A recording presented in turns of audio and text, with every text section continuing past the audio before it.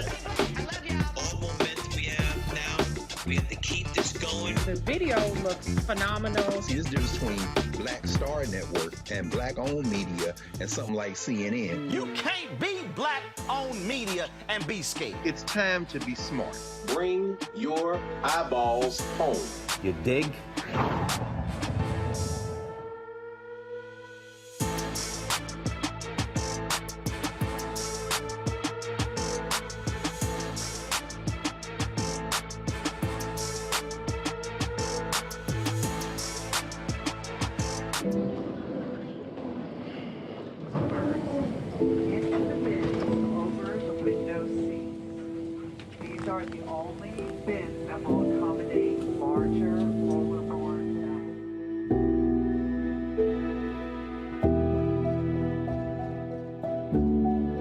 Put 10 in here? 10, and you don't come out till you die. And you eat him, he hoops in. Oh my God.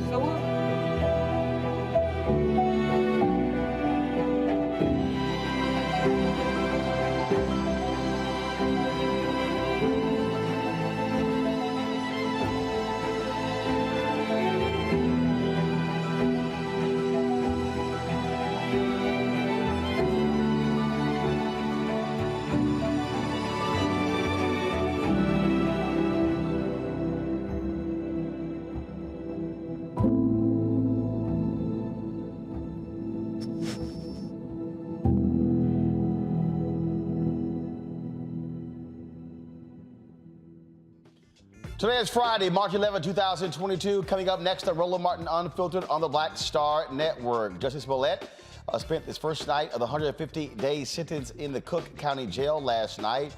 We have a legal panel to dissect the sentence, the judge's statements during yesterday's hearing, plus two of his siblings will also join us. A judge approves a revised plan to fix the NFL's concussion program. The wife of a former defensive tackle, Leonard, she has been fighting against the NFL concussion payout protocol. She'll tell us if this amendment is going to help. In our Education Matters segment, Dr. Raven, the Science Maven, has a unique way of teaching and closing the gender gap in STEM. Also, we'll talk about the Department of Health and Human Services responding to Congressman Hank Johnson's letter regarding Black-owned advertising. Plus, HBCUs. Why do folks keep lying about the amount of money that was promised to HBCUs? I will unpack it again for all the folks in the back who didn't hear us the first, the second, the third, the fourth, and the fifth time. It's time to bring the funk on Roland Martin Unfiltered on the Black Star Network. Let's go. He's got it. Whatever the miss, he's on it. Whatever it is, he's got the scoop, the fact, the find. And when it breaks, he's right on time and it's rolling. Best believe he's knowing.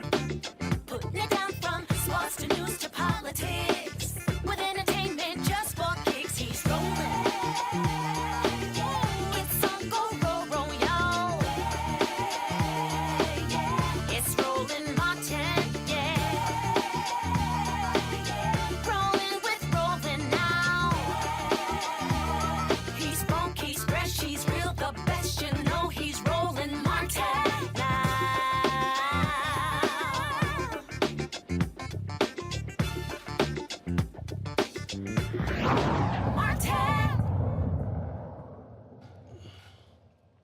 It's been almost 24 hours since Jussie Smollett was sentenced to 30 months probation, including 150 days in a Cook County jail. There's been lots of conversation, lots of discussion about what took place yesterday in a Chicago courtroom. This is what the reaction of Jussie after the judge handed down the sentence. I'm fashioning the following sentence, and here's your sentence. I'm sentencing you to 30 months felony probation, and the probation is going to be to this court. You're going to be allowed to travel wherever you want. You do not have to live in the state of Illinois. You will pay restitution to the city of Chicago in the amount of $120,106. You are fined $25,000, which is the maximum fine. And you will spend the first 150 days of your sentence in the Cook County Jail. And that will start today, right here, right now. I am not suicidal. Okay? I am not suicidal. I am innocent, and I am not suicidal.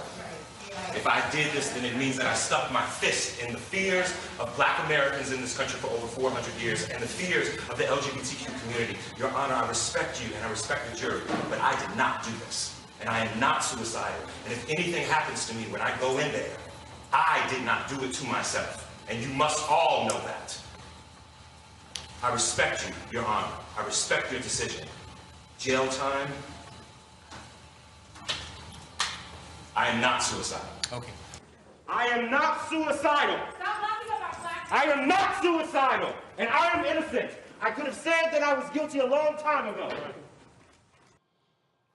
Smollett was convicted in December on 5 counts of felony disorderly conduct and making false reports to police. That was a low-level felony. Again, he told police that 2 men attacked him in 2019 and put a noose around his neck while shouting racial and homophobic slurs. His defense team asked for leniency in court Thursday, citing Smollett's lack of a criminal record as well as his activism. The judge sided with prosecutors who said the actor lied on the witness stand during his trial. I want to talk right now to a couple of his brothers. Joining us right now is JoJo and Jussie Smollett, both in Chicago. Gentlemen, glad to have you here. First of all, have you communicated with your brother in the last 24 hours? If so, how's he doing? Yeah, we've had a chance to speak with him a little bit, and you know he's strong. He knows what's up against him. We've known what's been up against us for the last 3 years. They should have never gotten this far, and we're all very angry. He's angry, but he's very strong, and he knows that he needs to stay focused and do what he needs to do. He walked out of that courtroom saying that if I wanted to lie or if this actually didn't happen, I would have said so. He made it clear that what he has said from the beginning did indeed happen, that he did not make up this incident. Of course. Yeah, I mean, it makes complete sense. I mean, at this point, he's spent tons of money on legal expenses defending his name. He's had the media completely just rip his name and his brand and everything he's worked for his entire life right from under him. It would be a lot easier if he did do this to just admit it and then move on with his life, move on and continue his craft and let the work speak for itself. But he didn't do this. Mm-hmm. Yeah, he was convicted of a very low-level felony. It would have been easier for him to just take the L and say, oh, well, you know, I'm pleading to something that really doesn't mean much, you know, and take the, but he didn't do it.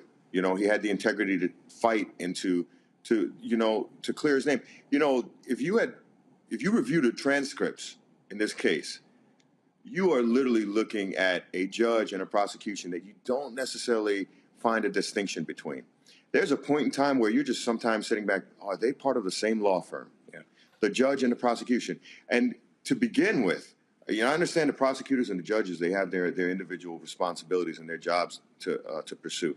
And I think, though, that if you look at the amount of so-called evidence, they're like, oh, a plethora of evidence, oh, a lot of evidence, overwhelming evidence. I'm like, look, I'm not just saying this because I am his brother, but what evidence? What evidence?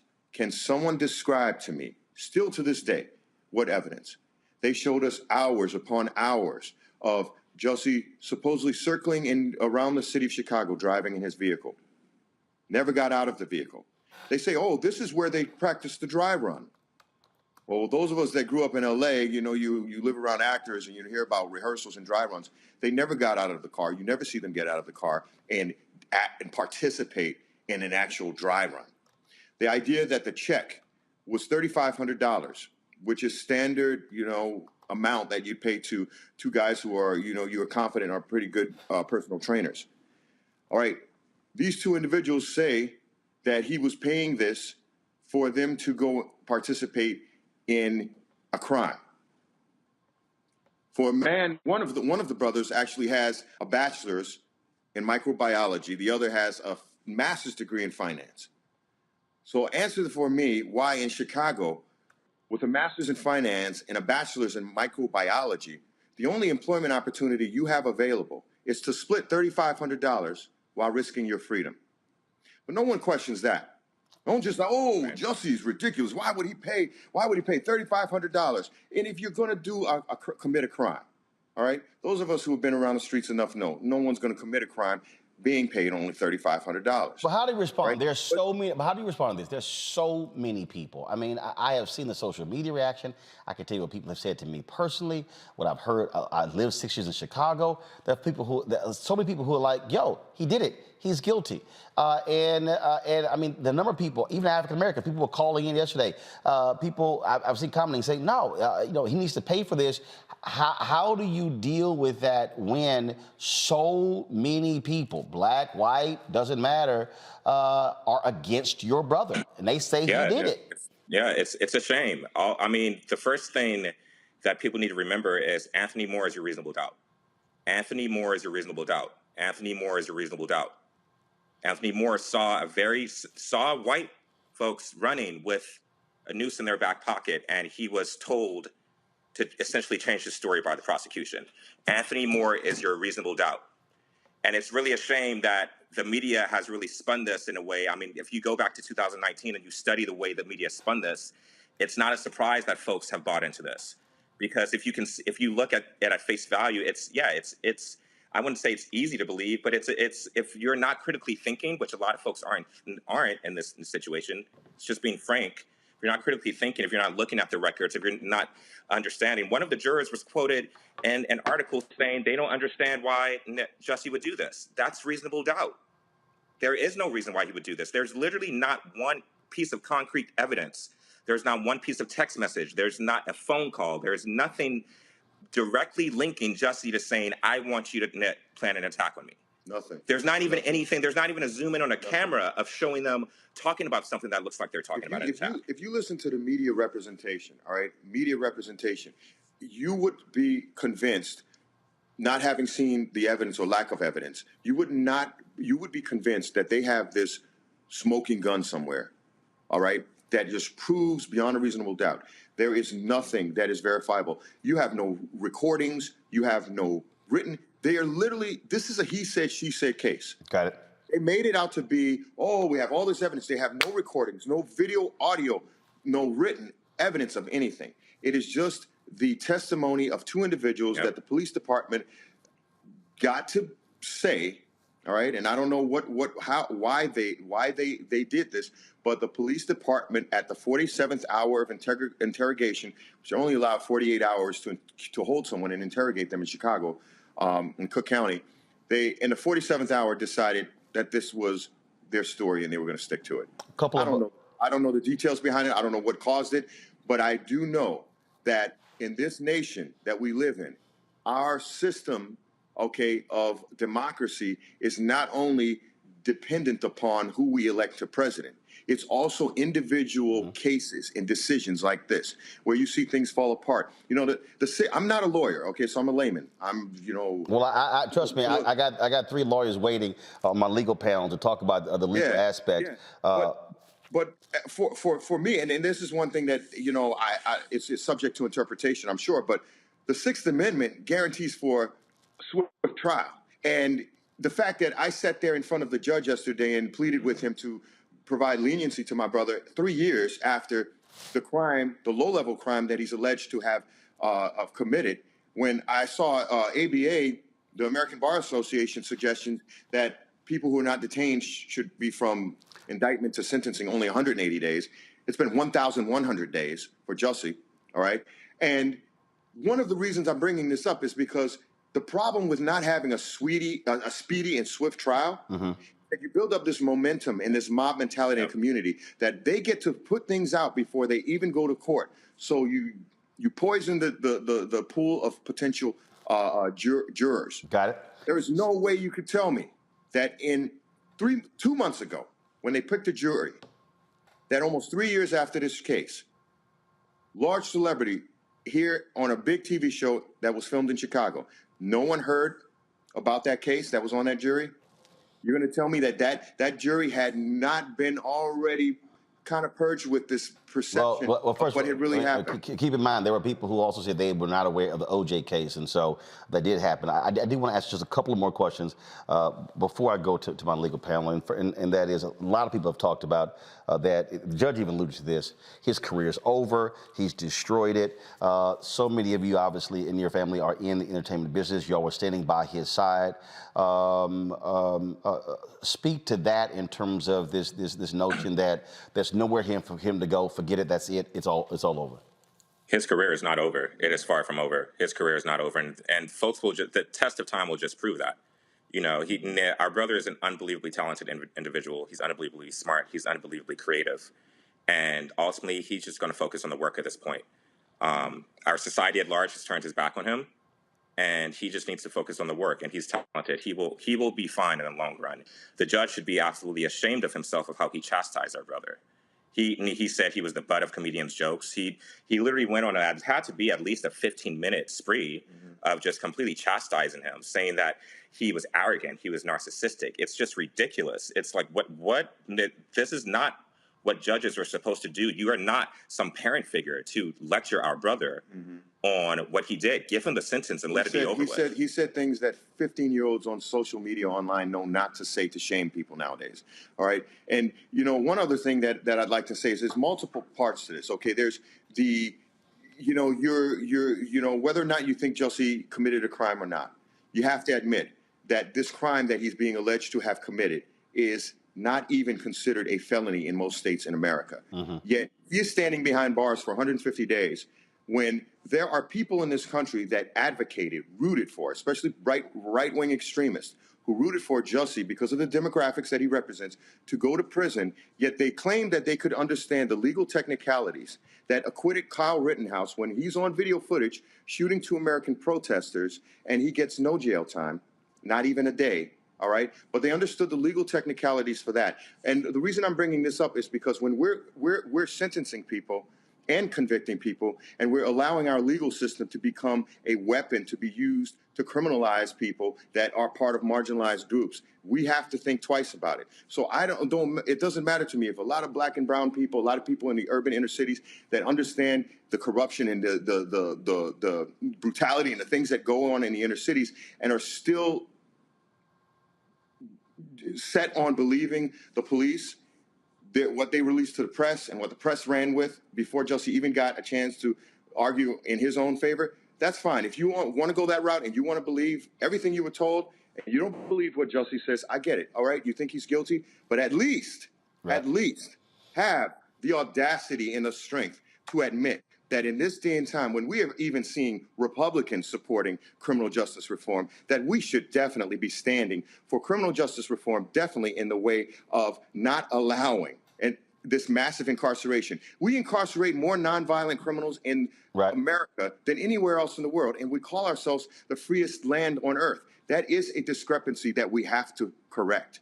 And if you are 100% believing that Jussie's guilty, there's no reason that you should believe that he should be getting jail time right now. Joe and Jussie Smollett, gentlemen, I appreciate you joining us on the show and sharing your thoughts and perspective. Thanks for having us. And I just want to say, man, I'm not easily starstruck, but it's been an honor to be here with you today. I really respect you and appreciate you. I appreciate it. Thank you so very much, gentlemen. Thanks a lot. Thank you, man. All right. Folks, Cook County State's Attorney Kim Foxx released columns in the Chicago Sun-Times and the Chicago Tribune saying this: at its best, our justice system should make people safer, hold accountable those who seek to harm others, and earn the trust of the citizenry. At its worst, the system can be easily manipulated in furtherance of thinly veiled political agendas. On Thursday, the damaging, costly, and disingenuous criminal prosecution of Jussie Smollett came to an end as Cook County State's Attorney. It pains me deeply to say that in this particular case, our justice system failed.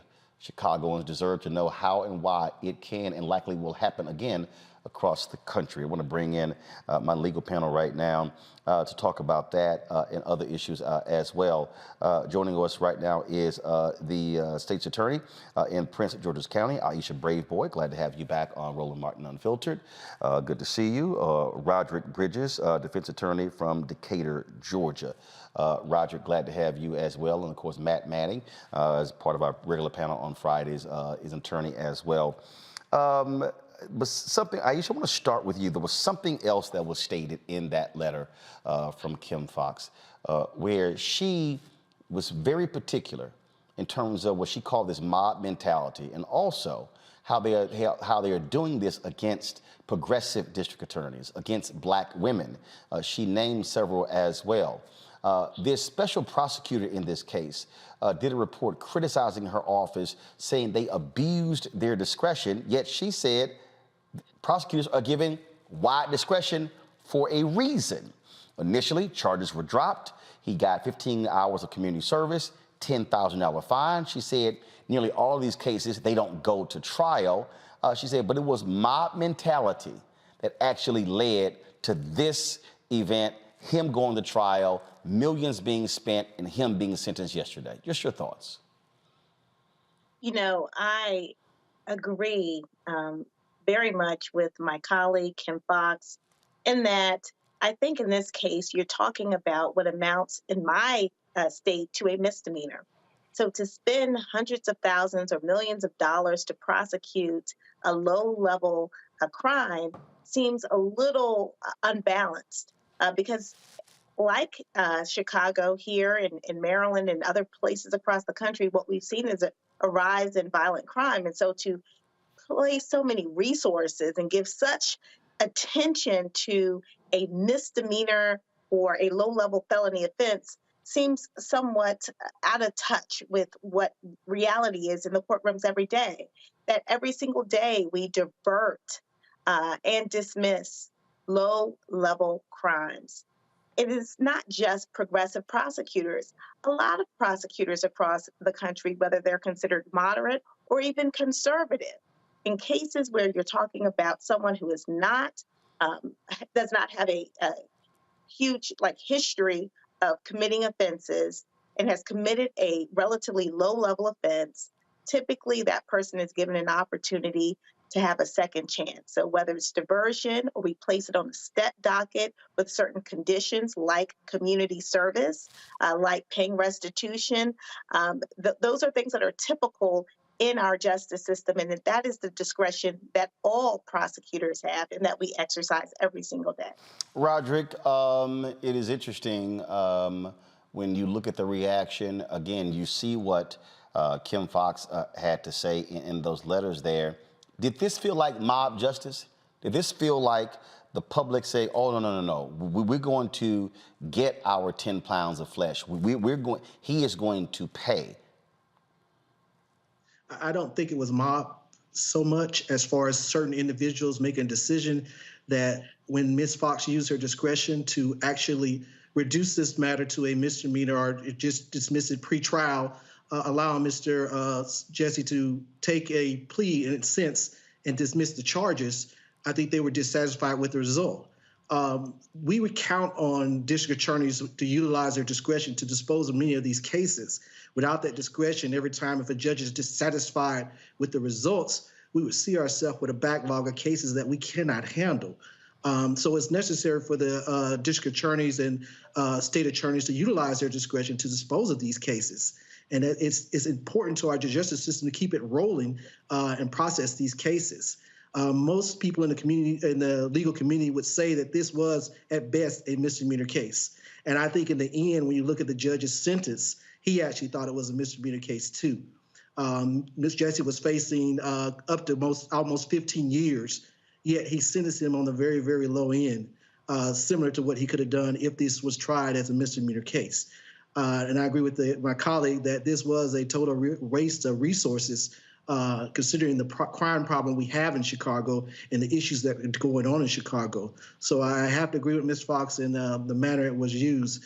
And in the necessary of our judicial system to allow that the criminal justice system must move forward and allow the district attorney to utilize their discretion in these matters to allow the system to continue to grow and prosper and serve everyone, not just those individuals who have a vested interest in what they see as justice and not justice for all. But Matt, I feel what Kim Foxx is talking about.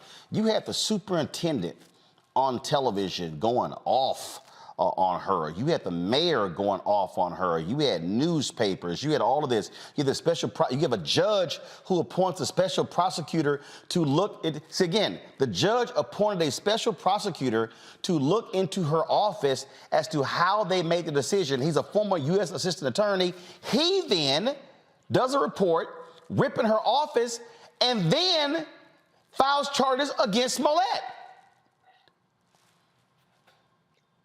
This was unprecedented. Not only did all of that happen, what's especially strange is that appointment for the special prosecutor only came after a retired judge filed a petition asking the court to appoint a special prosecutor. What I think is so insidious here, not only what happened to Jussie Smollett in terms of the sentencing, which is draconian if you consider that people get sentenced in cases like this all the time where they not only don't have to do jail time, but they just pay a fine or do community service for matters such as these. The bigger issue is I don't even know how you can file a petition asking a court to appoint a special prosecutor if you have no dog in the hunt. Prosecutors have wide discretion. I've been the first assistant for a DA's office, and it's absurd that a DA's office would choose to dismiss a charge and somebody would be unhappy about that because of Jussie Smollett's standing and decide that they want to file a petition and have a special prosecutor. That divests Kim Foxx of her right as the elected official there to make discretionary decisions, or her office. So this is problematic beyond Jussie Smollett, because this says if you're a black woman who's duly elected to office, we're not going to let you make the decisions that we elected you to office to make. The thing, Aisha, that jumps out, the defense attorneys yesterday, when they, before the sentencing, they said, how is this not double jeopardy? How do you, so you have a prosecutor, and again, I just want to understand how a prosecutor thinks here. A prosecutor decides to dismiss charges. They then do a deal. They called it essentially an immunity agreement. He takes the community service and the fine, so case is adjudicated. Then they're able to come back and go, oh, forget that. We're going to ignore that one, and now we're going to sit here and now charge you and now convict you. Just want to get the legal panel's thoughts. Do you believe a strong, my attorney yesterday, Candace Kelly, was on the show, a legal analyst, she said she believes they have a strong appeal in that, wait a minute, you got a second bite at the apple after it was already adjudicated? Your thoughts, Aisha first. You know, I was really surprised that this case was ever tried after the prosecutor and the prosecutor's office made a deal with the defendant. And as far as I understood, the defendant was either in the process or had satisfied the terms of the conditions that were placed on him. So I don't know what happens in Illinois. I could tell you that that is completely something that would not happen here in Maryland. So I'm not really sure, but I think double jeopardy really attaches when someone gives up certain rights, when they make certain agreements in our justice system. I mean, that's why we have, plea deals. That's why we have diversion and other types of agreements, because we recognize that people have rights that they end up giving up to satisfy the prosecutor's office or the state. So I am very unclear about why double jeopardy did not attach in this case. And I think it is something that should be appealed, and this really should go all the way up to the Supreme Court, because this is the very basis of our justice system. When someone has been adjudicated within our system, whether it ends up in a plea deal or a dismissal or whatever it is, then that's it. To me, I don't understand Illinois and how this process actually got to where we are now. So, Roger, how would you feel if you were the defense attorney for your client and charges get dropped, you agree to community service, you all of a sudden have to pay a fine, then next thing you know, a few months later, you get notified, oh, we're charging your client. What would your response be? How difficult would that be for criminal defense attorney to get our clients to believe us and have integrity in our representation? Imagine us telling a client that we have worked out a deal for you, a resolution to your case that sees you doing no jail time, a resolution to your case that does not put a criminal record on you, and a deal that only requires you to pay a fine and do community service. That is a agreement. It's similar to every agreement that we make around the country. And it's done all the time. It's nothing new. In this situation, it wasn't new. It was something that's done everywhere. In fact, in most jurisdictions, if you have a bond and you decide you don't want to go to court, you can simply not show up and allow that bond to be your penalty for that case in some misdemeanor cases. So it's not uncommon. What happened here is that a judge made a decision that he wanted to be the judge and the prosecutor because he wanted to impede on Mrs. Fox's territory and actually reduce her discretion in allowing this resolution. I think I have to agree with my colleague that indeed there may be a double jeopardy violation.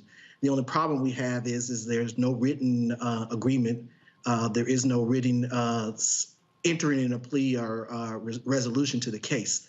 And actually, look. You. Granted, the Supreme Court did not. The Supreme Court rejected the appeal of the case we're dealing with Bill Cosby. And what did the district attorney there say? The DA complained that there was no written agreement between the DA's office and Bill Cosby, but the Pennsylvania State Supreme Court ruled that because the DA said there was an agreement, and that's what led him to give that deposition, therefore, even that verbal agreement stands, and that's why Bill Cosby was released from prison.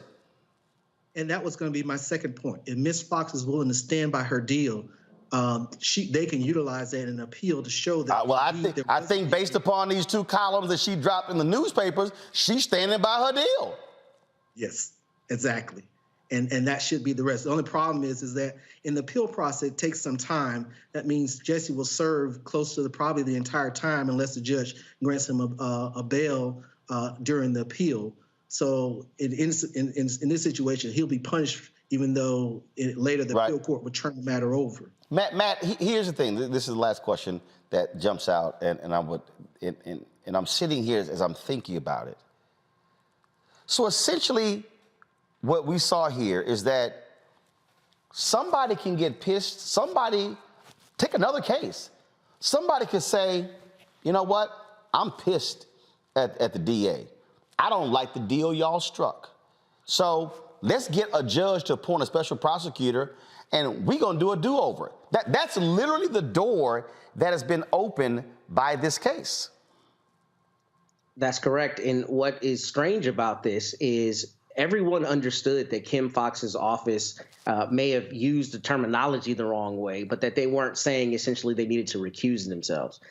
So for somebody who's not at all involved to file a petition, I mean, I had to get to the books, Roland, because I've literally never seen anything like this. I mean, and I've prosecuted many cases and disposed of many cases through diversion agreements. And the idea that somebody's angry about a deal that I made when I had the authority of the state of Texas behind me to do so and can file a petition, and then a judge who doesn't like the defendant or for whatever reason thinks that they should go and appoint a special prosecutor can do that, that's terrifying. I mean, for people like Ms. Braveboy here who have been elected to their office, the idea that a judge could just take away her discretion to make any deal she thinks is appropriate is scary. And what we see around the country is that this is happening to Black and potentially, I mean, especially reform-minded prosecutors who police unions are angry with and who don't like that they're doing justice the way they see fit and have been duly elected to do so. So that's what I think is really scary here, because if this becomes a precedent, this could be something we see across the country, and that should not stand. If you're duly elected to office, you get to make the decisions. Aisha Braveboy, I appreciate you joining us and sharing your expertise on our panel. Also, Roderick Bridges, out of Decatur, Georgia. Both of you, thank you so very much. Thank you. I want to bring in our other panelists right now. Crystal Knight, she's a Democratic strategist. Matt Steele is with us. Crystal, you've been, sorry? Okay, actually, I can't understand what your control room is telling me. Okay, can't make it out. Why don't y'all type it into the ear? Because literally, I can't understand what you're saying to me right now. Let's do this here. I'm going to go to a quick break, then I'll come right back on Roland Martin Unfiltered on the Black Star Network.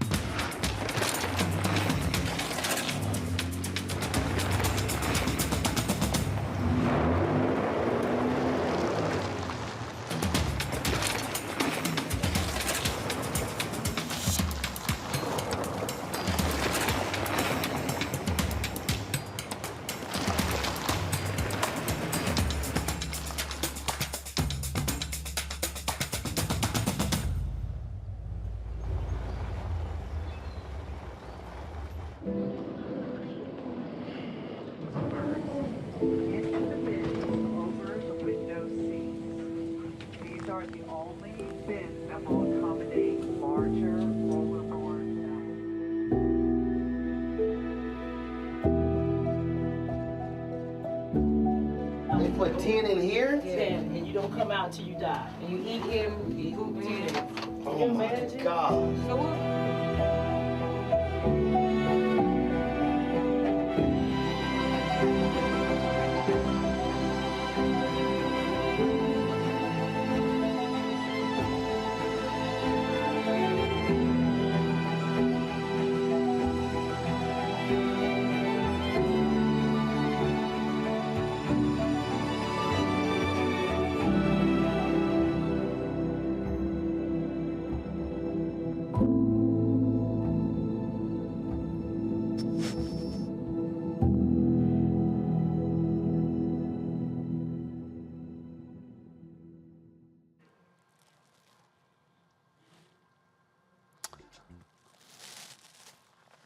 All right, folks, our Ghana, part 2 of our 10-part Ghana docuseries will be airing right after tonight's episode of Roland Martin Unfiltered. You do not want to miss that.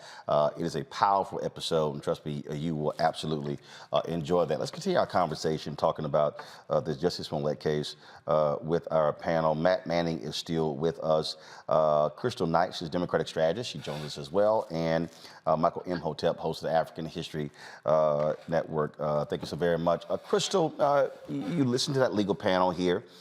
You have folks on the right who have been using this to be highly critical of Democrats who stood initially with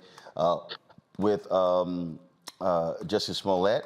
You have folks like Buck Sexton who blasted President Biden and Vice President Harris, saying, "Oh, now they don't have anything to say about this here."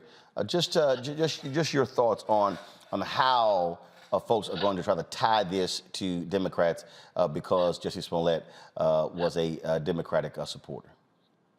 Yeah, I think that this case has been difficult from day one. You know, here in America, what we always say is that you're innocent until proven guilty. And so folks really wanted to believe Jussie, and folks wanted to believe that the details surrounding the case were true based upon what he, had reported. And I think what we saw are, we have to remember in 2019, this was before the 2020 election. So we're, fighting in a very contentious election with former President Donald Trump, meaning the Democratic Party was. And so anything that the party could do to show unity, if you will, not only with Black Americans, which, have proven to be a solid base of support for the Democrats, but also with LGBTQ Americans who also are a big voting bloc in this country. I think we saw people rush and, stand in solidarity with the facts based upon what Jussie had stated. I think, things that have been uncovered and even the ruling yesterday has shown some inconsistencies at best. He is still maintaining his innocence, and even according to his brothers who appeared on the show earlier tonight, they're also maintaining his innocence. And ultimately, the court of public opinion had a long runway to really decide and make, their own case about what they believe to be true. And what we should not expect to see any of these political pundits or anyone that holds political office to speak up based upon what has happened, because it really has shown that they were quick to rush to judgment about, again, what the facts were based upon what Jussie initially stated. And so it's challenging when you put yourself out there, but I don't think anyone would disagree with standing up against a hate crime. That's ultimately what we saw politicians do, and that is the right thing to do. Now, if it turns out that it's untrue, you still acted in good faith, and I don't think people will penalize folks for trying to do the right thing. Michael, the thing that's, again, interesting, it was very interesting to see that letter that Kim Foxx dropped, stating her position. And frankly, she should. I mean, that was an assault on her office, their integrity, and what she was elected to do by the voters of Cook County and re-elected. Mm-hmm.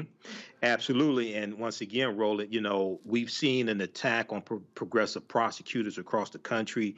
I actually read the letter that Kim Foxx wrote that's in the Chicago Sun-Times, and we have seen attacks, whether it's in St. Louis, whether it's Marilyn Mosby in Baltimore, et cetera. But as Kim Foxx lays out in this letter, prosecutors have a lot of discretion that they can utilize, number one. Number two, there are hundreds of cases where you have very low-level felonies that, people pay a fine, they do community service. This was, Jussie had forfeited his $10,000 bond. He was going to do 2 days community service, and this was going to be over with. But it seemed like the police department and maybe some higher ups in Chicago didn't want to let this go. Then Superintendent Eddie Johnson went on Good Morning America, and now I think that was after Jussie Smollett went on Good Morning America. Jussie Smollett did go on Good Morning America as well. But if you sit back and say you don't live in Chicago, you sit back and you look at this, you say, wait a second, this is all over somebody who allegedly set up a hoax on himself. It's not like he killed somebody, okay? Because I watched your broadcast live yesterday, Roland, with the Judge James Lynn, when he's giving his sentencing. And after he went on 25, 30 minutes, I was like, did I miss the sentencing? And then he kept going. And if you compare that to Judge Regina Chu in sentencing Kim Potter, Judge Regina Chu had more sympathy for Kim Potter, who killed Daunte Wright and did not provide any medical assistance for Daunte Wright, and he dies, than Judge James Lynn had for Jussie Smollett. So it seemed like it was personal. It seemed like there was excessive, but also Judge James Lynn is an elected official, and he can be voted out of office next time he's up for re-election. It certainly has been very interesting looking at the reaction here and the responses. So I have, look, we will see what is next. Of course, as you heard from Jussie's brothers, they are they talked to him. He is in jail. He will be in Cook County Jail for the next 5 months. But I'm sure this will not be the last we hear of this case as well. All right, folks, I want to turn to our next story, and that is we told you early Monday, Congressman Hank Johnson, he led the signing of a letter signed by 38 of the 56 members of the Congressional Black Caucus to President Joe Biden as related to the issue of advertising for Black-owned media. Highly critical of federal government, the resources that have been spent towards Black-owned media. Today, the Department of Health and Human Services, they released a letter that they sent to him. He sent this letter to me as well. And what's interesting about this letter here is that they detail just how much great that they actually did. They said from day one of the Biden-Harris administration through April 30th, 2022, the HHS COVID-19 PEC is projected to spend about 18%, approximately $65 million, of its total paid media budget targeting Black audiences. This means that the total spend for this single federal campaign is well beyond parity for the Black community, which makes up approximately 13% of the U.S. population. Now, keep in mind, Black folks are 13% of those impacted by COVID. Of the entire paid media budget, more than 5.5%, approximately $20 million, was spent on Black-owned and operated media, e.g., TV One, the National Newspaper Publishers Association, National Association of Black-owned Broadcasters, and Oprah Winfrey Network. The Government Accountability Office report mentioned in your letter cited 1.02% as a level of investment for advertising of Black-owned, give me 1 second, jump to the next page here, of Black-owned, okay, here we go. Let me go back down here. Black-owned operated businesses by the federal government. But in their letter, they said that, their campaign, they spent additional $45 million, or 12.5%, with Black targeted media, BET, The Breakfast Club, and Fox Soul. Quote, That is, media that has extensive black reach but isn't black owned or operated.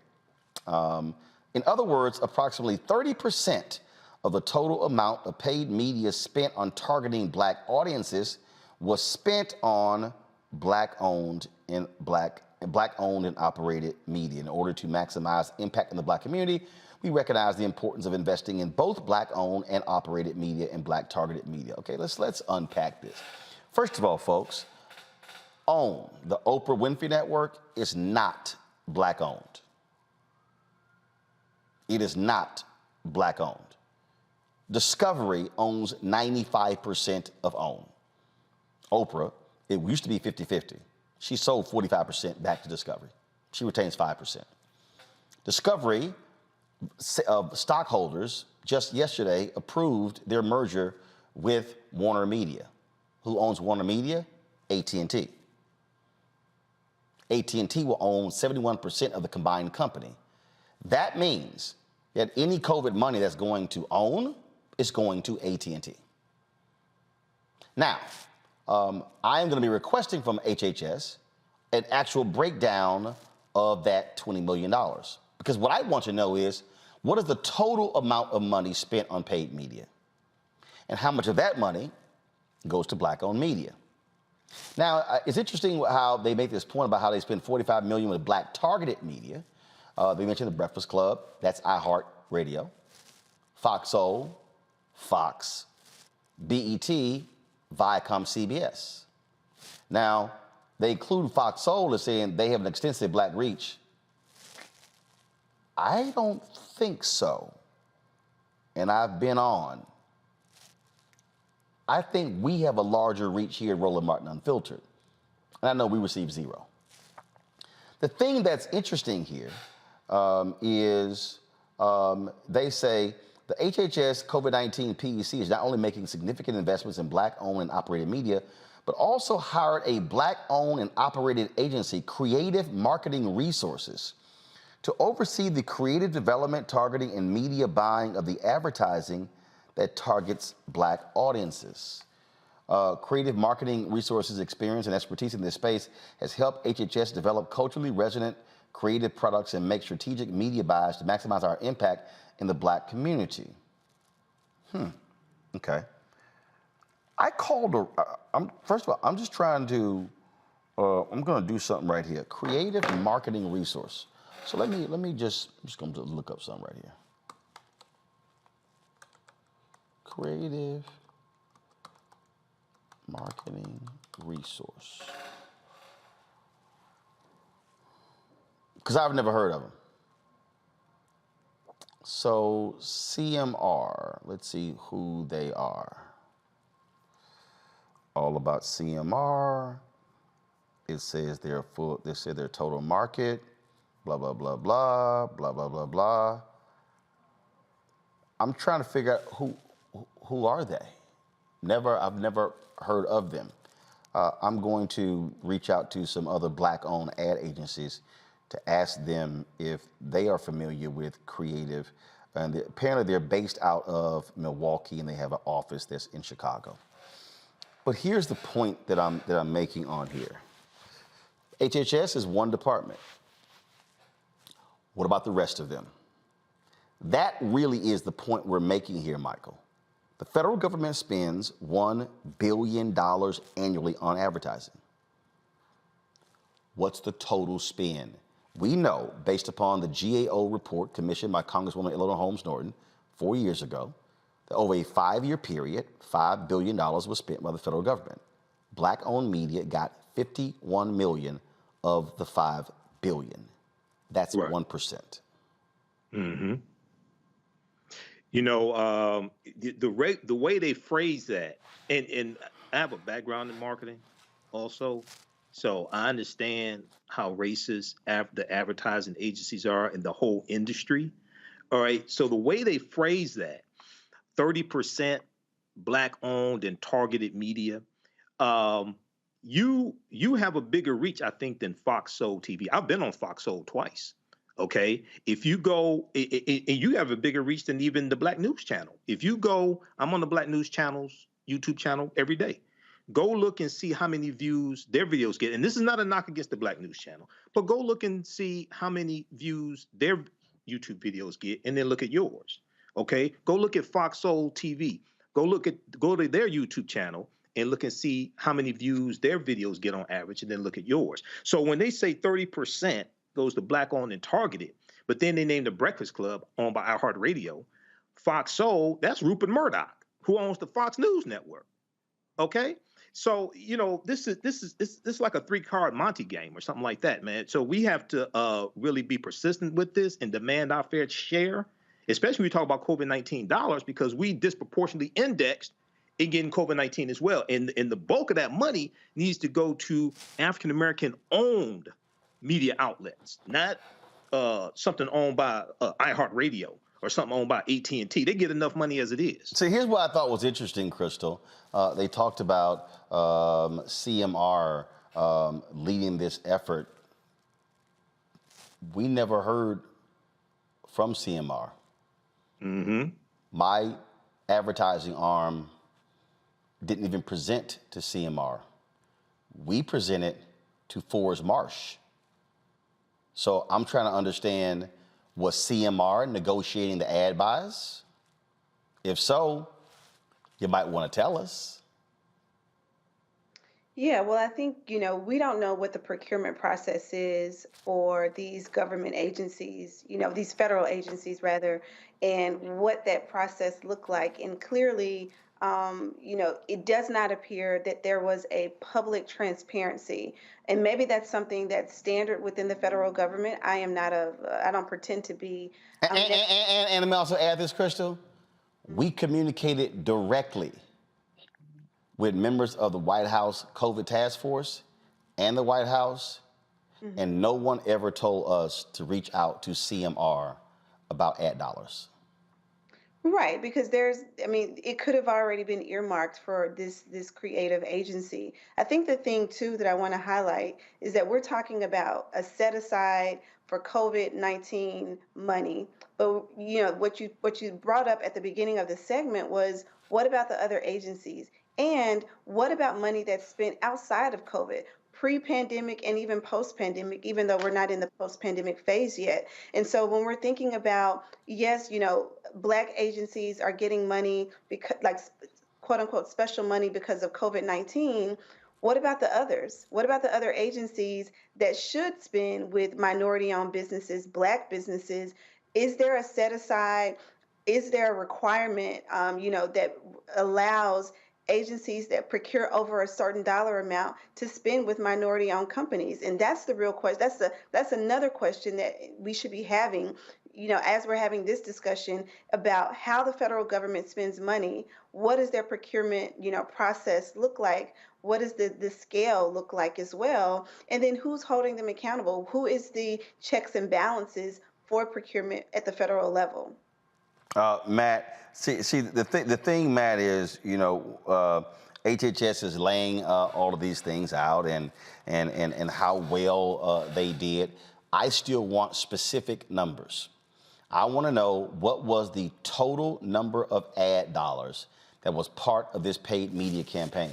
Because one of the things that they did in their letter, they talked about all of these things that they did going out there.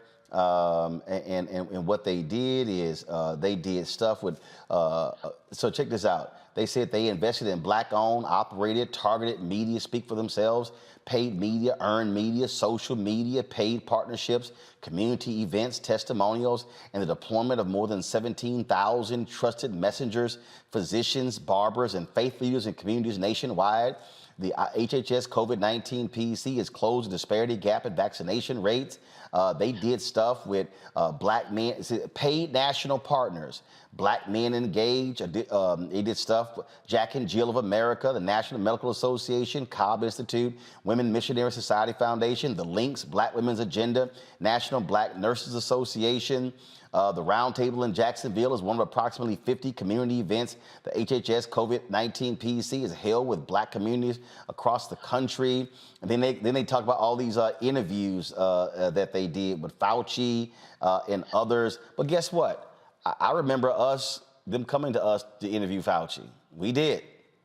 The White House kept sending us, and we interviewed Cameron Webb. We interviewed the sister who was the co-chair of the task force. Interviewed all of them. But it's very interesting how we never were told where to find the money. But they sure knew how to find us for free media. Right. I think that's right. And I think Crystal and Michael have hit some of the seminal questions on the head. But what's really interesting about this letter is when they think the number is big and advantageous for them to show, they give it to you. When they don't give it to you. Case in point, I think it would be important to know the size of that contract for creative marketing resources, because I wouldn't put it past them to have a contract that's small, but for them to trot it out when they need to defend themselves in terms of the procurement that Crystal talked about and investment in Black-owned media. And if you notice, they did a job of trying to combine Black-owned media and Black-targeted media so the number looks larger. I don't know much about marketing, but just reading it on its face, it's very clear that they don't want to tell you the actual extent of that, because that would probably show how small that investment actually has been. So I think both of my colleagues have asked the appropriate questions, and I would want to know not only where the money comes from and who it goes to, but precisely how much is going to those people, because we know they do that. They say, oh, we gave them money, but we know it's tiny compared to what they could have given and should have given. Yeah, so I could guarantee you Melanie Ann Igorin, who's Assistant Secretary for Legislation, trust me, she'll be hearing from us on Monday because we have some additional questions. All right, folks, going to a break. When we come back, we're going to talk about the NFL's concussion program, the changes made where they got rid of really a racist system. We will explain when we come back on Roland Martin Unfiltered, the Black Star Network. Don't forget to support us in what we do. You can get the download the Black Star Network app, Apple phone, Android phone, Apple TV, Android TV, Roku, Amazon Fire TV, Xbox One, Samsung Smart TV, and also, of course, you can support us via various ways. P.O. Box 57196, Washington, D.C. 20037. Cash App is $RM Unfiltered. PayPal is R Martin Unfiltered. Venmo is RM Unfiltered. Zelle is Roland at RolandSMartin.com. Roland at RolandMartinUnfiltered.com. We'll be right back.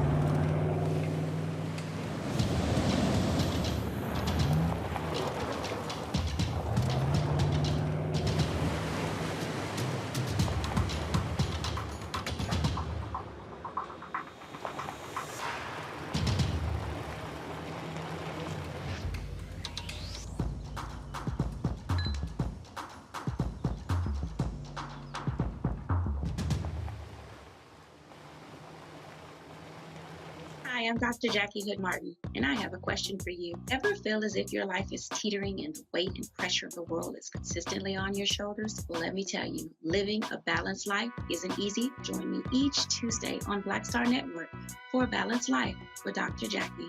We'll laugh together, cry together, pull ourselves together, and cheer each other on. So join me for new shows each Tuesday on Black Star Network, A Balanced Life with Dr. Jackie.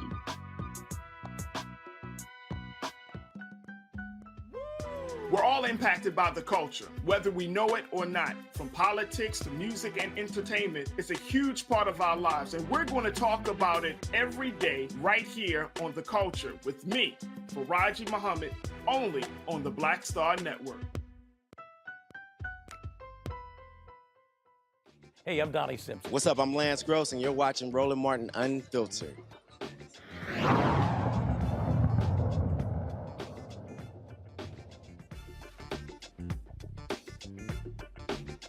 Let's go. In October, the NFL agreed to stop race norming in dementia testing. The revisions to the deal will allow former black NFL players who were previously denied to resubmit their claims, making them eligible for up to $600,000 in payments. Lacey Leonard, wife of former NFL player Lewis Leonard, has been very vocal about this issue. She and, of course, her husband appeared on our show before. She joins us now from Tempe, Arizona. Glad to have you on the show. This was a huge deal. I mean, y'all. I keep saying to folks all the time, in the history of America, black folks got to yell, holler, scream, kick just to make changes. And the reality is that's what took place in order to force the NFL to stop this racist practice that was denying benefits to black players. Correct. Yes.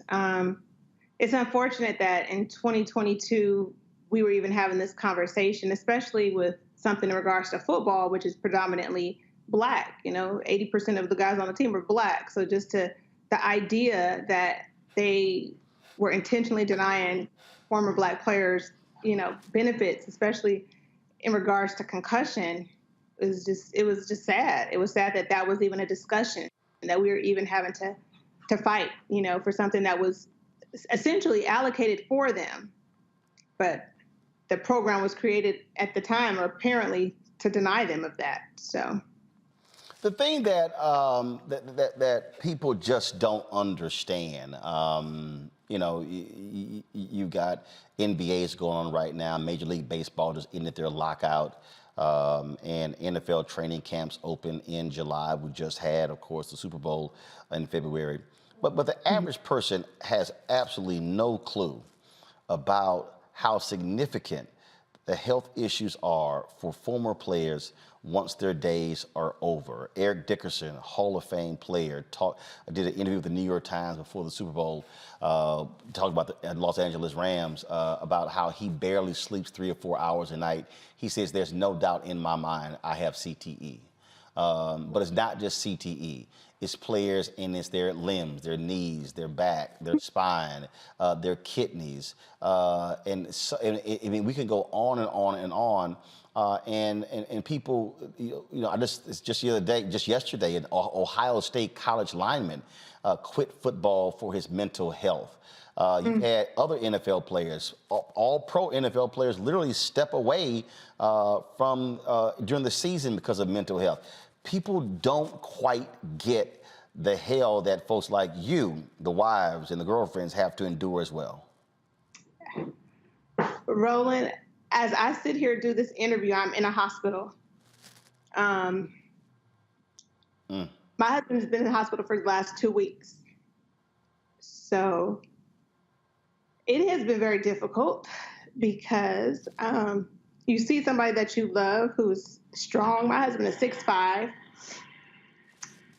literally in tears, in pain, literally cannot walk, literally cannot give himself a glass of water, with kidney failure, with excruciating pain in his body, not unsure what it is. Inflammation levels were extremely high. They're testing, running multiple tests. Just today alone, he had 3 CT scans. People have no idea what life is like for some of these retired NFL players. People have no idea how hard it is for the families who don't necessarily have adequate medical care or who don't have the millions of dollars in the bank to provide for around-the-clock care in the event that they need in-home service, or they need nursing staff, or they need extra long accommodating beds because most of these guys are too big. It literally took about 6 firefighters to lift my husband, to even get him out of the bed when I had to call 911 because he was in so much pain. His body was filled with so much fluid.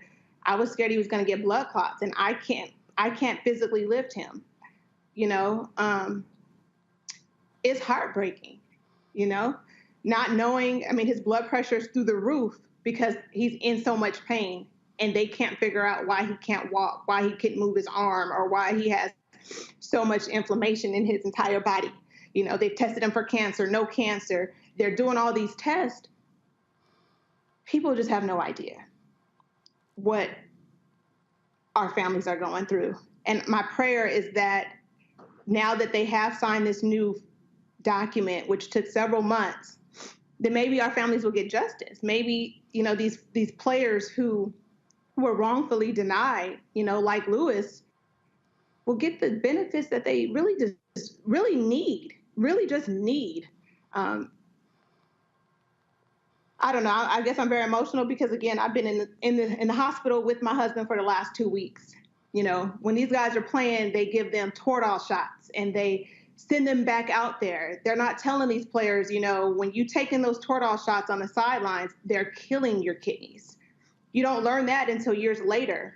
And years later is too late because the NFL, unfortunately, only provides 5 years of health benefits for these guys. So after that 5 year, if you really don't have a, plan, or you don't have adequate resources, or you are in a tight situation, So I don't know. I just hope that something is done. It took several months to even get this form signed. So my prayer is that it doesn't take forever to get these families really the benefits that they deserve. I want to open up to my panel with questions for you. Matt Manning is an attorney. Matt, I'll start with you. Your question for Lacey Leonard. Well, first, Ms. Leonard, I sympathize with you and your husband, and I appreciate you sharing your story. My question is, has there been a push to not only have players like Leonard, or former players like your husband, be compensated, but to also be compensated with interest for the time between when the claims were initially submitted and now the judge's ruling? What is the push in that respect? Honestly, I can only speak for us. We haven't received any information about any type of push or anything that they're going to do in addition. As far as it stands, my husband had received an approval and had it denied, reversed. So I can only hope that they'll go back and look through Lewis's case and look through his paperwork and look through his medical records. I mean, they speak for themselves. Do I think that he deserves interest? Absolutely. This is about providing a quality of life for these guys. The fact that we were wrongfully denied for something like race is, to me, ludicrous. We shouldn't even have to be fighting for something that was literally allocated. My husband did every single thing that they have told him to do. He's followed every rule and going to everything that they have said to do, we have done. But when the people that make the rules don't even follow the rules, you're just kind of at their mercy, honestly. And I'm hoping that Lewis's information, his claim is relooked and that he doesn't have to go through those grueling tests. People don't even realize the magnitude of the tests that they're making these players go through. The fact that, with this new ruling, players may potentially even have to go through it again is even sad. Anybody that was wrongfully denied should not have to go through that again. I think it's wrong. But no, to the question, no, we have not received any update or any information that those players like Lewis who were wrongfully denied will receive any more than what was initially entitled to them based off of their original approvals. So, Crystal. Yes, thank you for being here, and it's challenging to hear your story, but I do believe there's power in sharing it. My question is about the Players Association. Has the Players Association in its current state provided any support, meaning current players that are actively, playing in the NFL, and then former players? I would assume that your husband made friends and with teammates and past teammates, and maybe there are others who are going through similar or just other past challenges. The first question is the Players Association providing any type of support at all?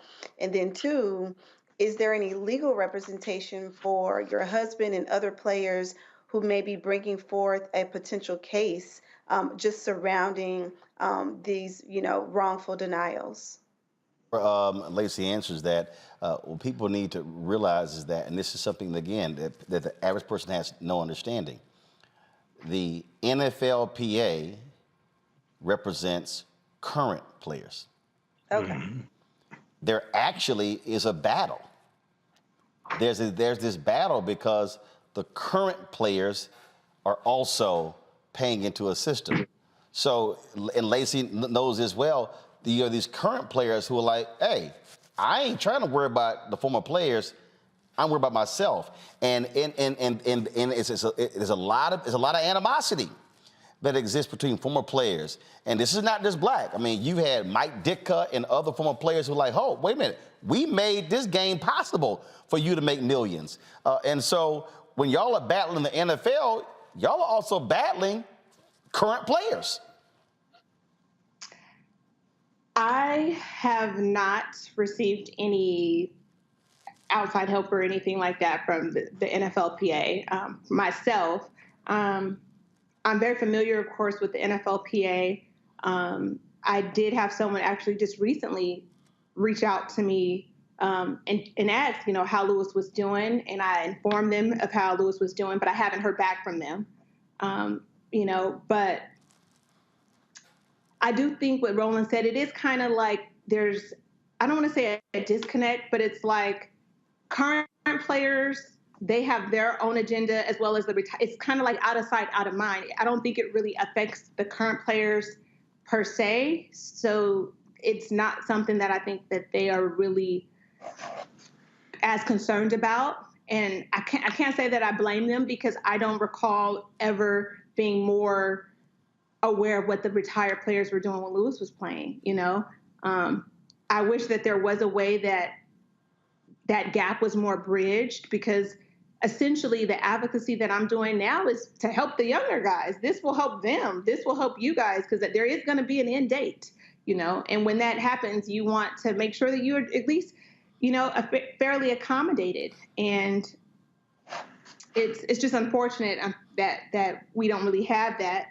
I'm hoping, though, that there's a way that, I can connect with the NFLPA and that we can, I own a behavioral health facility and really just wanted to share the resources and be a tool for a lot of these families that's dealing with these mental health issues and dealing with these, physical things that these players are going through, but to me, I don't feel like it's as connected as it should be. I don't feel like the resources are available. It's just, it is what it is at this point. But maybe in the future there will be something more available to these retired players. And I don't know. Michael. Well, Lacey, thanks for coming on today and sharing this with us. This is really important. The question that I had is, I was wondering, what has been the response from Roger Goodell, league commissioner, any of the NFL team owners, things like this, when it comes to the debilitating lifelong injuries many of these former players suffer, and they're disproportionately African-American. I know you've had the lawsuit from Brian Flores. That's something separate, but Roger Goodell spoke about that and right before the Super Bowl. But I hear very little about them addressing these lifelong debilitating injuries that players suffer from. Honestly, I haven't heard anything regarding what these owners are thinking. I don't want to speak. No owner has called me. No owner has said, hey, Lacey, look, I don't agree with what's going on. And not to say that they do agree with what's going on, but I think they should be more vocal. Yes. If I own a company or a business, and there is something not reflective of my mission and my values, then I'm going to speak up on that. But again, I also think for them, it's like out of sight, out of mind. This doesn't affect their day-to-day. They have no idea that there's so many widows of the NFL. They have no idea that these women and these men and these children, this affects my children. I've been at a hospital for the last 2 weeks. I'm having to send my kids, in Uber rides to get home and to, sending them dinner because I'm here at the hospital. Like, this affects the entire family. And I just think that they don't realize that. The NBA, the NFL, Major League Baseball, everybody offers lifetime medical, but the NFL. And why is the NFL a nonprofit? You guys have more than enough money to take care of your players. $15 billion a year. No one is trying to get rich. We just need adequate care. That should be a no-brainer. These men should get lifetime medical when they're done. How is it that they contribute to $1 billion industry and they're not offered lifetime medical? I don't know. I've cried so much in the last 2 weeks because I'm so mad. It's not fair. And Lewis still don't say nothing bad about the NFL. He tells me to calm down because I get so angry. My husband's not even 40. And I don't know what the next 10 years looks like. I don't know what the next 15 or 20 years look like for him. And that scares me. But I tell you what, Roland, I'm going to continue to advocate. I'm going to continue to fight. I'm going to continue to speak up until justice is served. So that's kind of where I'm at. They will continue to see me until Lewis receives what he deserves. And all the other families that were wrongfully denied, I will be their voice because these players don't deserve this. These families, these children, they don't deserve this. They don't. Lacey, Leonard, we appreciate it. You certainly, you and your husband are always welcome on the show. It's all about getting the word out, sharing these stories and perspectives, and we'll certainly be praying for you. And, just let your husband know that we'll put these virtual alpha healing hands on him. Oh, Lord Jesus. Oh, I wish he could sit here and laugh. That'd put a smile. I'm going to tell him what you said when I go back into his room. Yes. So when you touch him, you say, Roland said he's putting these virtual alpha healing hands on that Omega. And so just let him know how we do it. Yeah. Thank you. I appreciate you guys so much. All right, Lacey. I appreciate it. Thank you so very much. All right, folks. Look, she's having a tough time. Y'all remember when he was on? Right. They were both wearing their Greek stuff. He was an Omega, so I had to just let him know. Mm-hmm. You know, always gotta let them know how it is. All right, y'all. Gotta go to break. We come back. We should be thankful that Ryan Coogler is still with us, folks. That 911 phone call and the video. Seriously, you see the video? Ryan Coogler could have been shot and killed trying to withdraw $12,000 of his own money out of his bank account. We'll show you and discuss next right here on Roland Martin Unfiltered on the Black Star Network.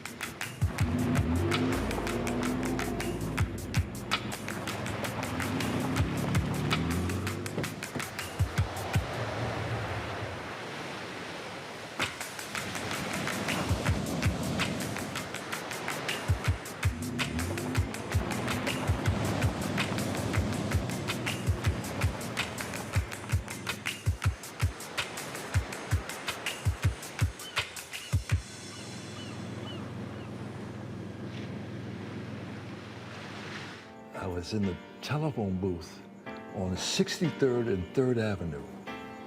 Brought my coins in, and Dial the number. Mrs. Parks, this is Richard Roundtree. Oh, yeah, yes. Well, you know, it looks like you got the role. I didn't know whether I'll go blind. Oh, really? Okay, well, wait. You can't tell anyone. Can I tell my parents? And I'm walking around town, and my fellow actors and models are saying, hey, you know what? Tree, I think I might have gotten that role. You hear this 2 or 3 different times. Right. Like, did he well, wait a minute. Was I dreaming that? Or then Gordon calls me up. I call Gordon, and he says, we're having the press announcing you are the Shaft. I get in the limo, when I pull up beside it, oh, Lord. What we used to call, I'm shitting in high cotton. Yes, in high cotton, yes. I get out, and all the press is there, and actors, and I walk in, and Gordon announces, yes, this is Richard Roundtree, and he's gonna play the character Shaft. Magic.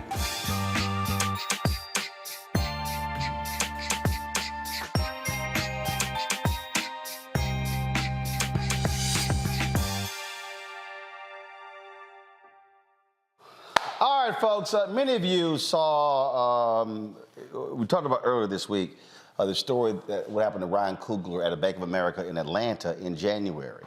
He goes to the bank. He's trying to withdraw $12,000 of his own money out of his account, hands the teller a note. She thinks he robbing the joint. She goes to the manager, they call the cops. So first I want to do this here. I want to first play the 911 recording so y'all can listen to what the teller, what they actually said when they call the cops. Watch this. Customer passed me a note, and so I just told my manager I didn't feel comfortable.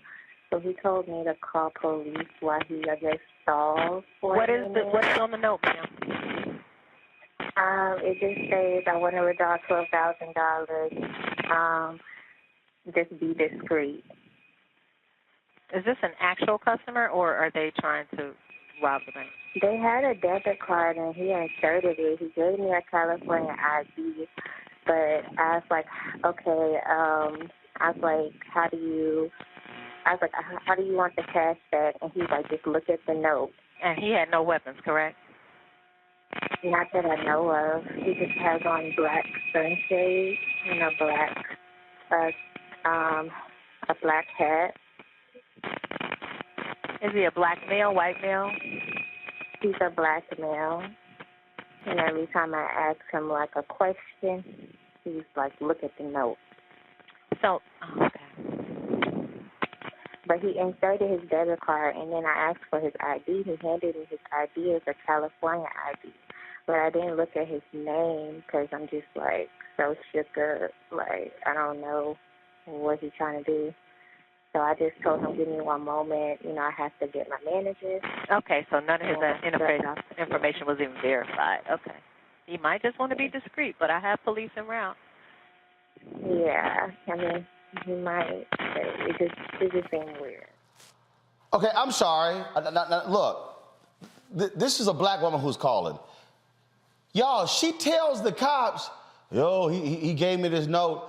I want to withdraw $12,000. Be discreet. Y'all, here's the letter. Here's the notice. This is what Ryan Coogler, y'all. This is what Ryan Coogler gave to her. I would like to withdraw $12,000 from my checking account. How she skipped that part and called the cops? Oh, I felt uncomfortable. I didn't know. He handed me a note. He had shades on. Damn, I would like to withdraw $12,000 cash from my checking account. Y'all, roll a video. Watch what happens when the cops roll up on Ryan in the bank. Hey, sir. Hey, man. Do me a favor, man. Come this way. Put your hand behind your back. No, got it. Got it. Got it. Got it. Got it. Is there any reason y'all doing this, bro? Give me 1 second. Hold on. Is that him with the green flag? No, sir. Hey, what? 204, one minute, okay. Fellas, I really should do it. I mean, What's going on, my man? trying to throw money on my own. You said what? Yeah, what's up? This your phone? It is, sir. Good job, guys.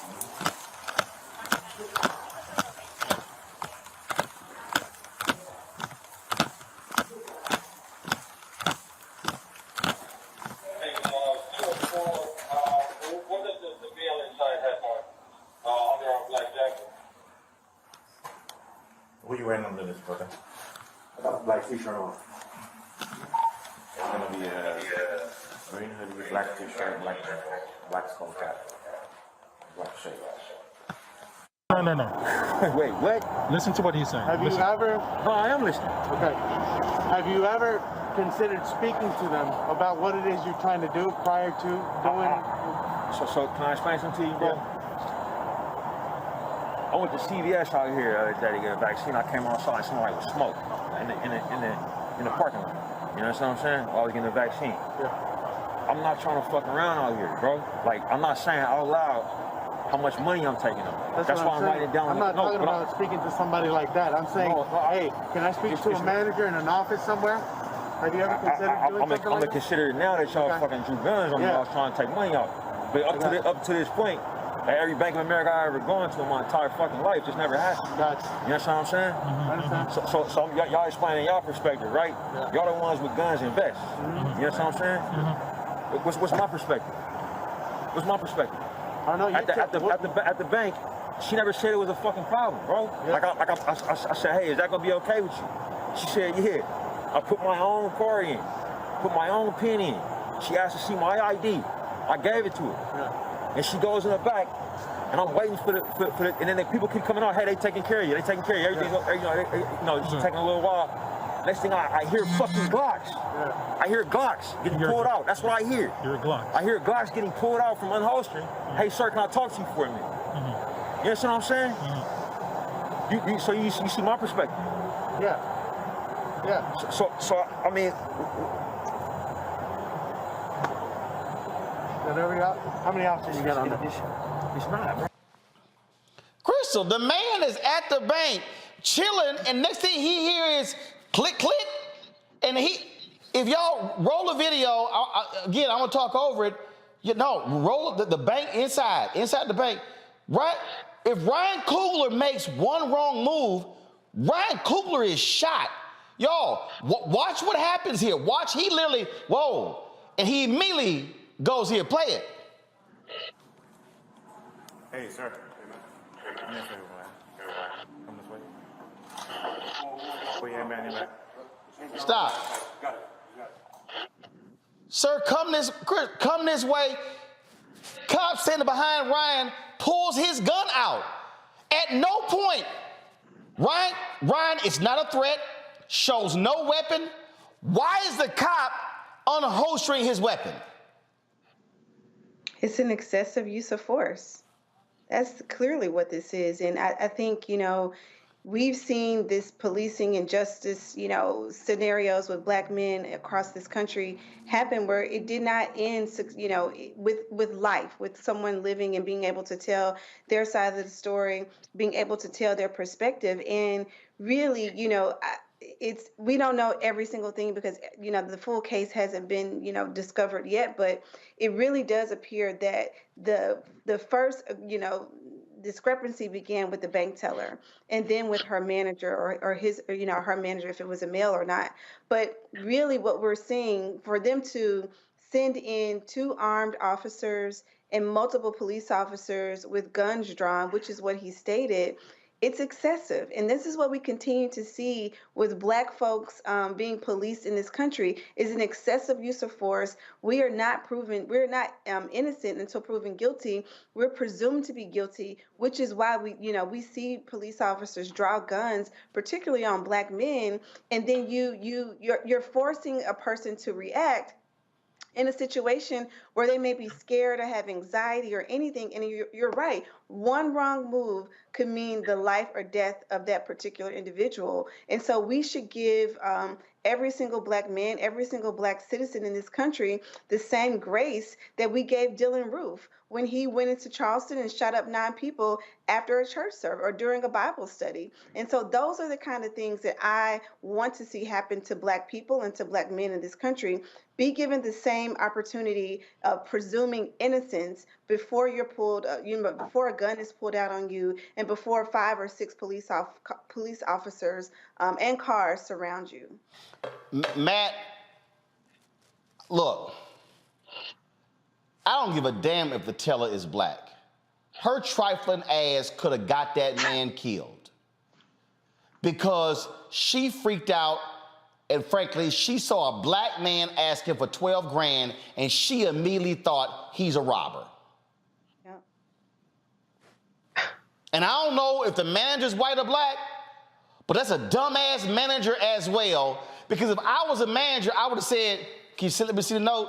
And I probably would have said, hey, fool, it says withdraw cash out of my account. Did you put a PIN number in? Yeah. Did he show his license? Yeah. Did his license match the information on the screen? Yeah. What your dumb ass coming to my office for? No, they call a cop and that man could have got shot. She way overreacted. Everybody involved made huge errors that imperiled his life, and I hope he sues Bank of America and gets a significant settlement, because if you bank at Bank of America, you know they have you put in your debit card and a PIN. He provided a driver's license. All she had to do was ask him to remove his sunglasses and open his mask. And she could see that's the same person that correlates to the driver's license, that correlates to the information on the screen.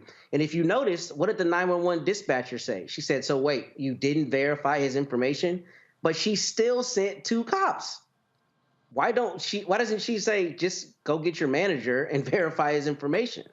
I don't understand why the dispatcher even sent police officers to respond to this. And beyond that, why the police officer didn't just say, hey, man, we got a call. Understand you're wearing sunglasses and a mask. It's a pandemic. Just show us that you're the same person on the driver's license. He shouldn't have to do that after he's already followed Bank of America's policies to, bring up his account. But going to their guns is just absurd. It's absurd. And he shouldn't have to be outside explaining himself, particularly when he's as high profile as he is. He did what any person would do wanting to withdraw a substantial sum of money. What I'm trying to understand is, where does it state in police procedures, Michael, that you get called and when you arrive, you have there is no information. There is zero information that says that this man is a threat. So why when he turns around, is the cop behind him pulling his gun out of his holster? Right. Yeah, I think that's an overreaction there. So I talked about this story last night on the African History Network show, Roland. And, luckily, a police officer like Derek Chauvin didn't show up, because this really could have gone the wrong direction quickly. So there's a couple things here. Number one, if people look at the article from the New York Times on this, it appears that Ryan Coogler has an alert on his bank account that gives a alert notification that somebody tries to withdraw more than $10,000. And what appears that happened is that when the alert went off, it freaked the teller out. She immediately went to her manager and advised her manager that somebody was trying to rob the bank. But wait. Here's the problem. The alert is meant to make sure that if somebody is withdrawing more than 10 grand, you check. I'm coming to that, Roland. I'm coming to that. But the problem is that she freaked out and she didn't verify his ID with his name on it with the name of the account, and he also gave her his debit card. Fire her ass. Fire her.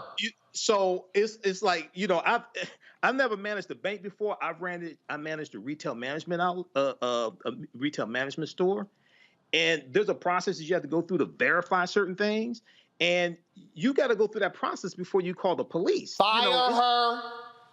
I don't care if she black. Fire her. If you too dumb, you can't read a note, and then you can't check an ID, and you can't figure it out, you should not be. If you that scared, take your ass and go and work somewhere else in the bank, go on in the back office. You should not be dealing with people again. But you see the video, the man could have been shot. This could have gone a different way. And what people also don't realize, the cops did not just cuff Ryan, they also cuffed his two boys who were outside waiting on him. And I'm saying all that happened, they were all in the police car, and that's foul. It's foul, and I'm sorry. Her ass need to be fired. I'm glad I ain't got no Bank of America bank account, but I can guarantee you this here, I'm gonna find out what the hell that bank is. I'll be damned if I'm gonna get some money out the ATM at that Bank of America. If you got a teller and a manager who's that weak to call the cops in that situation. All right, y'all, it's time for Education Matters.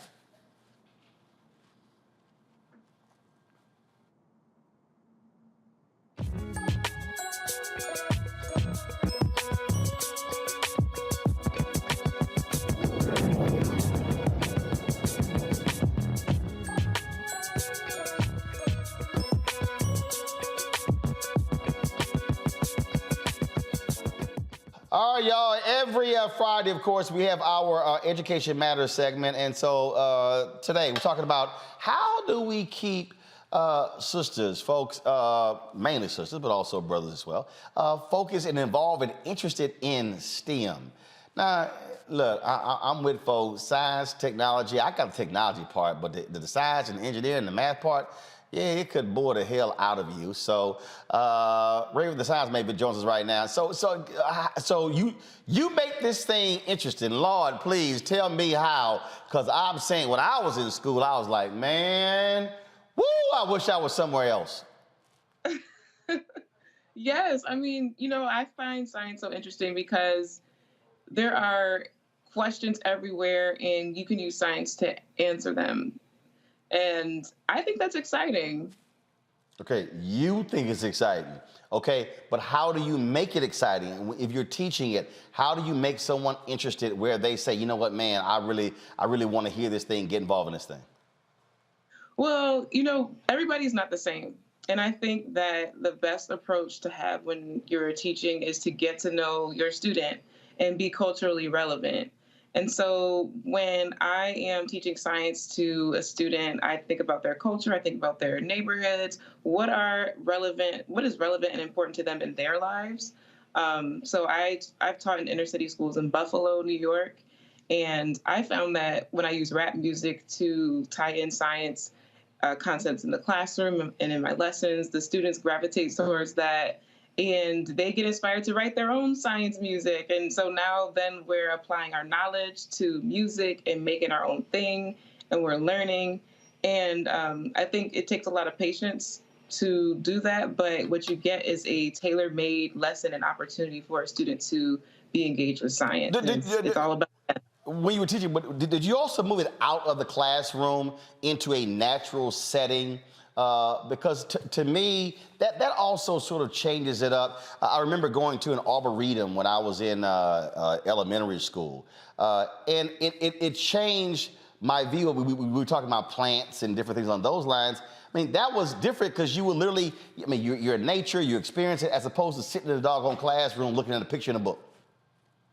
Yes, I mean, like when I've taught lessons that involve math, instead of having students with a paper and pencil, I took them outside and we did math equations on the sidewalk with chalk. And they just enjoy being out of their seats and getting in nature and saying, okay, you know, I don't have to crunch numbers at a desk. I can do it in a park, you know, or I can do it wherever. Yeah, students, I think it's important to get people out the classroom and expand their minds about learning. Questions from our panel. We got a couple of minutes. Let's see. Matt, Crystal, Michael, which one of y'all are probably better at science? You know what? If I had to bet, I'd probably say. Good at science. Yeah, right. I'd probably say Crystal. I was good at science. Crystal, were you good at science? I don't know that I was good at science. Okay, no, you weren't. You weren't. See, right there, right there. If you start off with, I don't know, I wasn't good, right there. Okay, Michael, you start first, real quick. What's your question for Raven, the Science Maven? All right, Dr. Raven, I was on your YouTube channel today. You got skills. I saw your rap video. Explain to people what a molecular biologist is and talk about your partnership with Olay. Sure. So a molecular biologist is someone who studies molecules and how they generate life functions. And so we've heard of molecules, you know, you can think of adrenaline is a molecule in our body, melanin, right? Insulin. Right. These are all things that we've heard of. Those are molecules. And so I partner with Olay because they find my STEM story inspiring, and they have a goal to double the amount of women in STEM and triple the amount of women of color in STEM by 2030. And so through sharing my story of being my authentic self in STEM and sharing my enthusiasm and excitement for science and encouraging other professionals to do the same, whether they're in STEM careers or not, we're hoping to contribute to that effort to increase number of women of color in STEM. Crystal, we got about 30 seconds before Doc has to go. Crystal, what's your question for Raven, the Science Maven?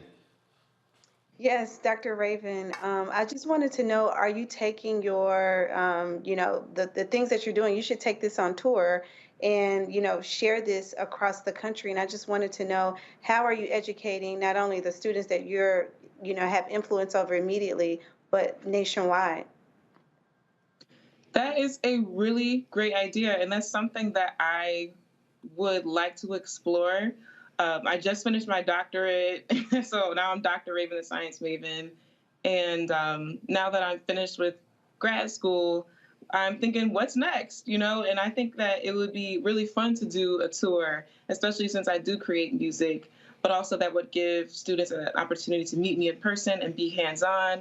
And I think that, you know, we'd really be able to create something special when we're together in a room, getting excited about science and making music, dancing. Like, you know, I think it would definitely be something for the culture, for us.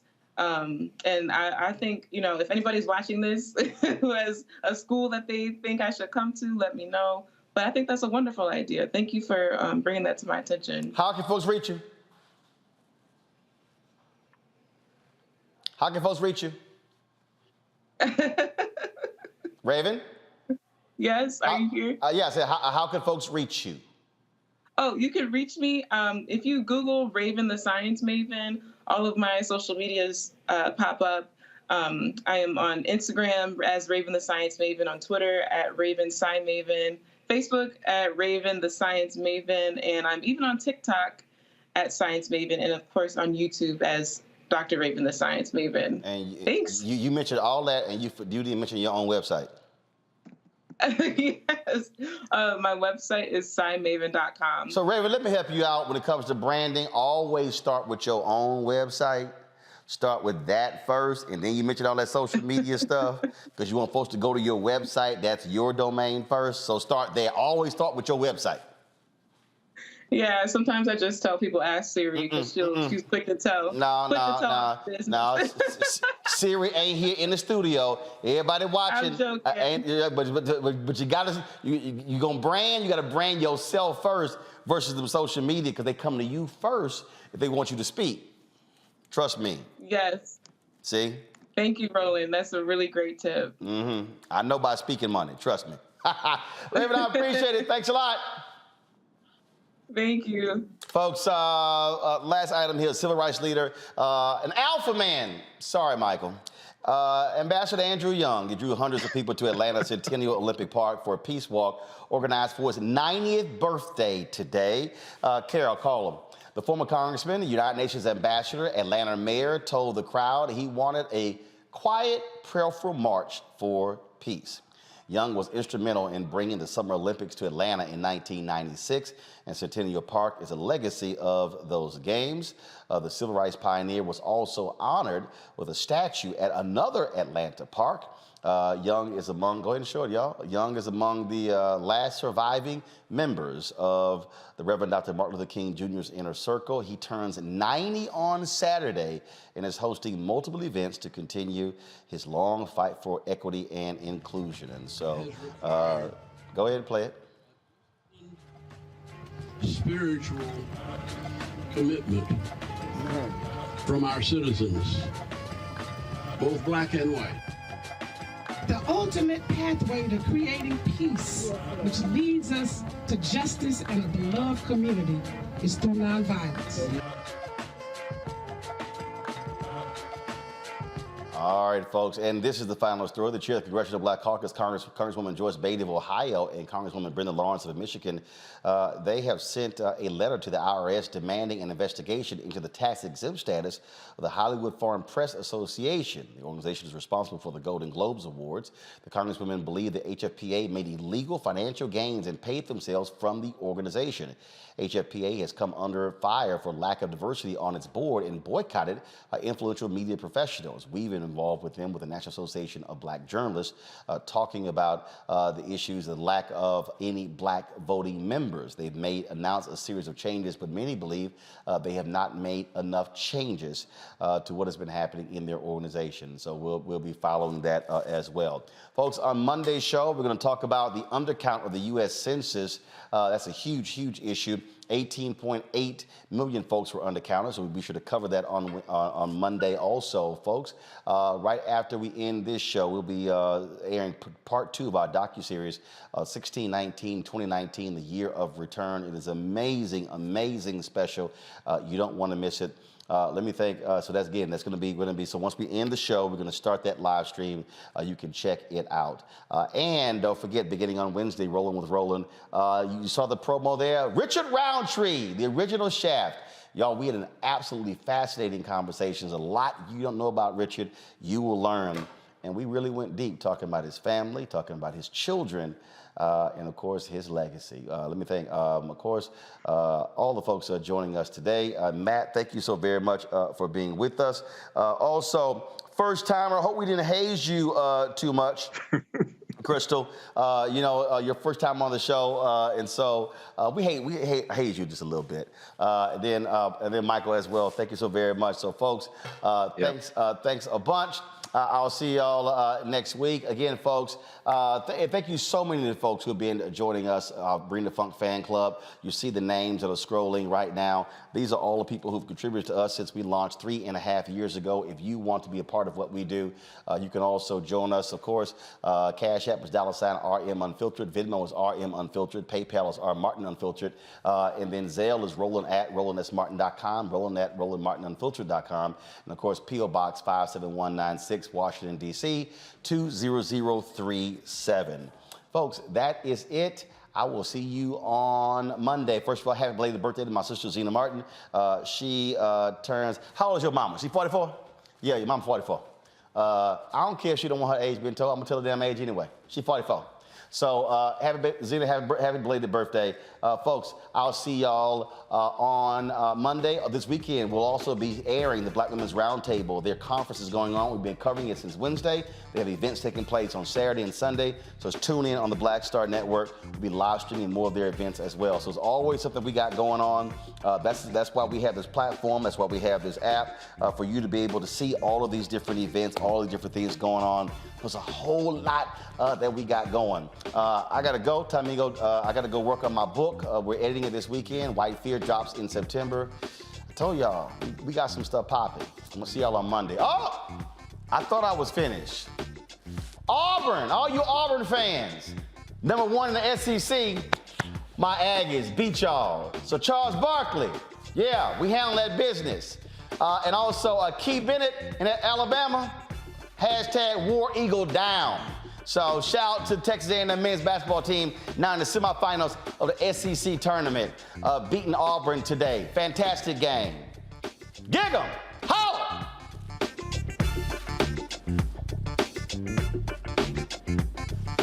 play the, when that finishes.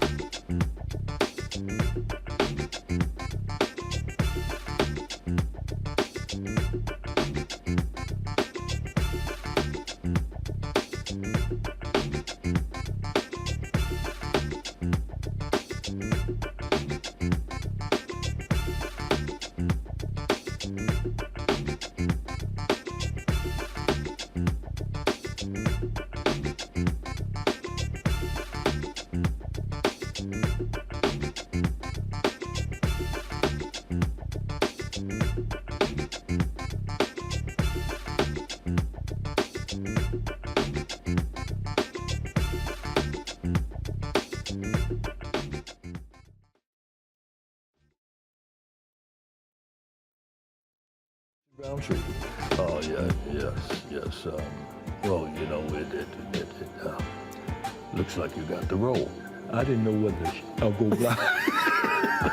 Oh, really? Okay, well, wait. You can't tell anyone. Can I tell my parents? And I'm walking around town, and my fellow actors and models are saying, hey, you know what? Tree, I think I might have gotten that role. You hear this 2 or 3 different times. Right. Like, did he well, wait a minute. Was I dreaming that? Or then Gordon calls me up. I call Gordon, and he says, we're having the press announcing you are the Shaft. I get in the limo. When I pull up and saw this, oh, Lord. What we used to call, I'm shitting in high cotton. Yes, in high cotton, yes. I get out, and all the press is there, and the actors, and I walk in, and Gordon announces, yes, this is Richard Roundtree, and he's going to play the character Shaft. Oh, magic.